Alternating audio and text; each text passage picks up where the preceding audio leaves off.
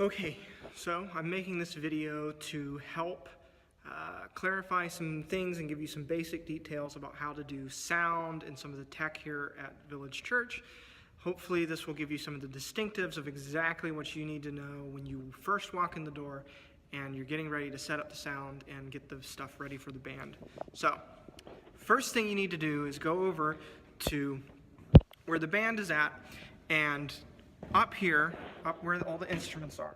First thing you need to do is turn on the power. So you're going to turn on the power source, which is this power strip down here. So it's a weird power strip. Normally this little light is on. If it's not on, you should turn it on. But then there's also this button right here that you need to push. So just give that a push and you'll see those lights turn on. And that is important because this is the power strip that powers all the amplification and all the speakers. And so that's all you need to do to turn that on. Okay, so once you've done that, there's nothing more you really should have to do up there with the instruments and the stage. So you come back here and you go to the soundboard. So this thing. So a lot of times there's the plastic case that's covering it. Take it off and put it somewhere out of sight so it won't get stepped on and broken. Make sure that that power source, that this is turned on. It usually is. And then the final thing that you need to do, get back here, and you need to turn on this power strip. It has a little button right there. You just flip that on, and then that should bring up everything else. And the board will turn on. Okay. So once we've turned on the board, now what we need to do, the very first thing we need to do is we need to set it to our scene. So this is a digital board, so that means that we're able to save settings under what are called scenes. And that allows us to remember our settings and not mess with the other church's settings, so that when we come in each week, things are set up exactly the way that we want them to be set up. So if you get here and you're like, things don't look like the way they should, you have to change the scene first.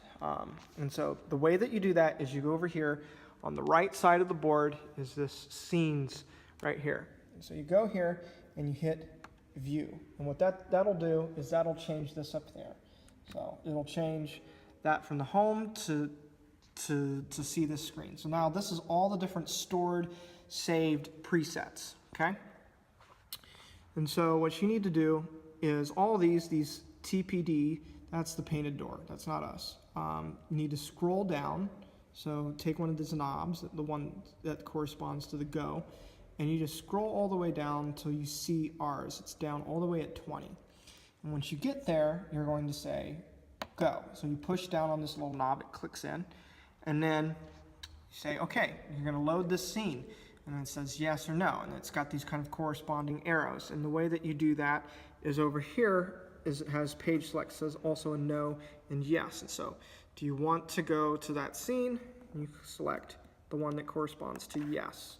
And then what that does is that's changed everything to our scene. And so that's the first thing you need to do so that we're using our same presets that we always use. Okay. The other important thing is when you shut down for the night and when you're putting everything away, is best practice to continue to go back to scenes and to go here and then change ours out of Village and set it up here to like their default or something like that. The reason for that is because sometimes people might get on the board and forget that we were the last ones to use the board, and they start messing with things and they're like, oh, this isn't right, and they start changing everything, and maybe they save it and they've changed our settings. And so the best way to avoid doing that and be nice to the other church is to change it back to one of their settings so that they're not messing with our settings. So okay. Now, one of the important things that you need to make sure to do is to record the sermon. We don't record the whole service on the audio, but we record the sermon. So best practice is to still have this little handy recorder set up. And so it has a little power button here on the side that you just kind of push, or you slide it, and that will turn it on, and that kind of gets it set. So turn it on. The best thing to do is to turn it on right as the host comes up and the host is starting talking. It's not super important that we record the host. We don't really use it for anything. But what that is it's just making sure we're getting the recording well before the sermon starts and we're not forgetting. Oops. Is when you have this on, right, is to just take the wireless microphone, have it turned on, make sure it's unmuted and everything, and kind of talk into that microphone so that you get some signal. Check, check, check. So we're getting signal there, so we know that it can hear me. And now what we're going to do is we're going to hit this record button real quick. I'm just hit record, and then it's going to turn on. And then you can see, as I'm talking into the microphone, you're getting plenty of signal. So it can hear me, and it's got that little red dot up there, so it's recording, and then you see those bars going up and down. So that's how you know that you're getting signal from that wire into there and it's recording me. So and then you can just stop and you can be sure that when you turn it on to record during the sermon, it'll be recording. And so the way to make sure that we're recording and the signal is getting sent here is to make sure it's plugged into this cord that's labeled record out right here by the soundboard.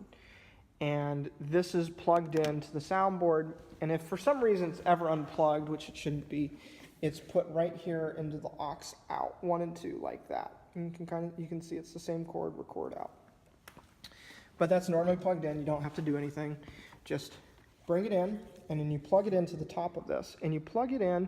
Right there's a little microphone icon. It's not really in focus. There you go. There's the headphone icon. There's a microphone icon. Make sure you plug it into that one. It's labeled, it's red. And so once you've done that and you've got it plugged in, we only record this wireless mic right here. It's labeled wireless mic. That's the one that we have up there that everyone talks through. And so the way that you're making sure that this channel is being sent to that record out is you're going to go up here to your menus, okay? Over here on the side, you have all these different menus you can go to, and we're going to go to routing. So as you go to routing, you have all these different things, and it's a little overwhelming. But what you're going to do is you're going to, back over here where it says page select, you're going to select and you're going to scroll through these pages until you come over to aux out, which is exactly what we want, aux out. And then right there where it says, so we're adjusting aux 1 out, which is what that cable is plugged into the back over there. And then you don't have to really mess with any of this, but over here, the assign it tells us what signal, what thing in the board are we going to send out through that line out. So you're going to, if you come down here, all these mixed buses, what you want to do is you go all the way down here till it's direct out. And now the direct out that you know you need to select is right there because it says channel 7 wireless mic. So you go all the way down here until we find direct out, and right there is channel 7. And you'd select it, and it's already set there. You don't have to do this most weeks because we have it preset, but every once in a while I've come back here and it's not recording or something funky's gone on, and you have to go in here into the settings and change this. And so most weeks you don't have to do this, but if for some reason it gets changed and you're not getting signal to the recording device, and you've got like everything else turned on, you can come back here, and this is how you need to change it over so that you're getting that microphone over into that thing. So you just channel 7, so which is labeled right there, channel 7. Okay, and then you assign it by pushing down on that little button. All right.